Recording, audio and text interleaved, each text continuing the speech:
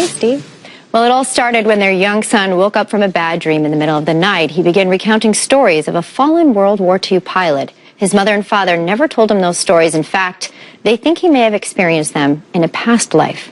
The Leiningers have shared their son James' story all over the world in hopes of shedding light on what we do not know about the afterlife. And James' story, detailed in the book Soul Survivor, has gained so much popularity it's been translated to 10 different languages. And joining me now are Andrea, Bruce, and James Leininger.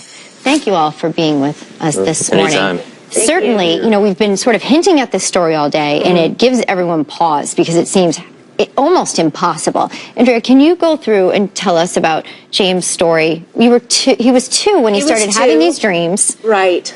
And what happened?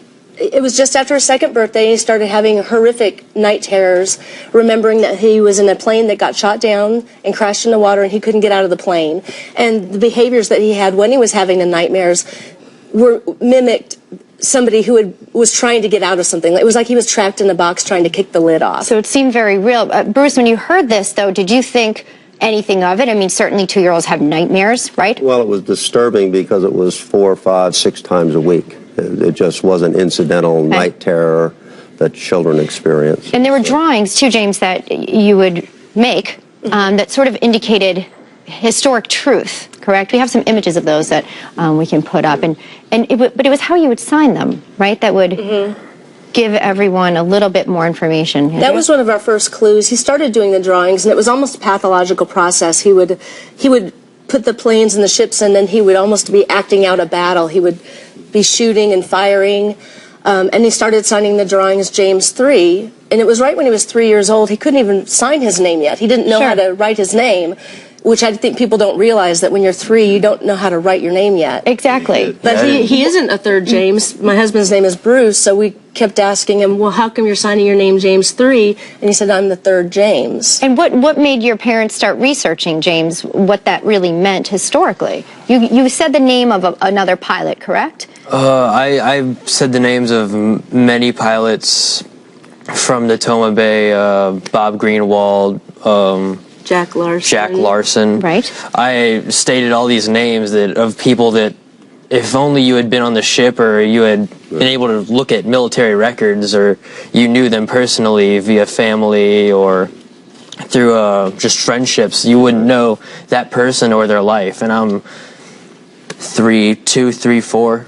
Right. In my very young age is just talking about them. At 2, he knew the name of the ship. My husband had asked him if he remembered where his plane took off from, and he said it took off from a boat. And he asked if he remembered the name of the boat, and he said Natoma, which is a very bizarre word to come up with when you're 2. When you're 2. And now, but how do you make the jump from saying, okay, this is some information in my 2-year-old or 3-year-old's mind, to he actually is reincarnated. This person that he's talking about is reincarnated in my son. Right. I mean, how did you get to that point? Well, he did 3 things very quickly. He gave us the name of the ship. He then told us, he gave us the name of a man that he flew with named Jack Larson. Yeah. And then he gave us a location where his plane was shot down. Sure. Well, what I found out by contacting a veterans organization, never expecting to confirm this name Jack Larson, I asked a guy named Leo Pyatt, do you remember a guy named Jack Larson? Sure. And he says, oh yeah, he flew off one day and we never saw him again. So it led me to believe initially that that's who had been killed. But we discovered later that there was only one man killed during the Battle of Iwo Jima, and his name was James M. Huston Jr.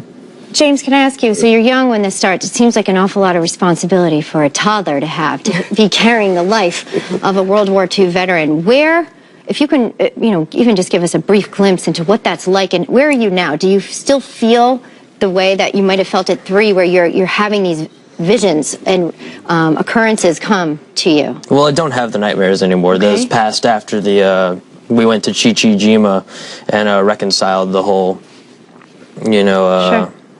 problem with James Huston. I got to say goodbye, and I guess I kind of just made that just spiritual release from James Huston, and so I don't have the nightmares anymore. But a lot of people ask, well, how can something like this, happen? How would you just know these things? And so I kind of give the example, well, what do you want to be when you grow up? And some people say, oh, I want to be a doctor. And I say, well, is there anything anybody can say change how you feel about, oh, I want to be a doctor? Some people just have this innate knowledge from birth about, I know a lot about weaponry, I know a lot about the military, and it's just, I don't know where it comes from. Some people just know a lot about a specific subject, but where does this come from? Or maybe it comes from the exact place that you described. Exactly. Do you feel that you can live your own life, or do you feel like you cannot separate the two? Oh, I live my own life every day. I think about James Huston sometimes. Okay. I recollect on him I just think about him sometimes, but it's not really. I can just live my own life freely. That's good. James, thanks for being here. Thank sharing you. Your story, Bruce. Do appreciate it, Andrea. Thanks, Elizabeth. Thanks for sharing your story. Certainly others may have similar ones as well. And we will actually have everyone Facebook us in if you have something you want to share with James. Coming up,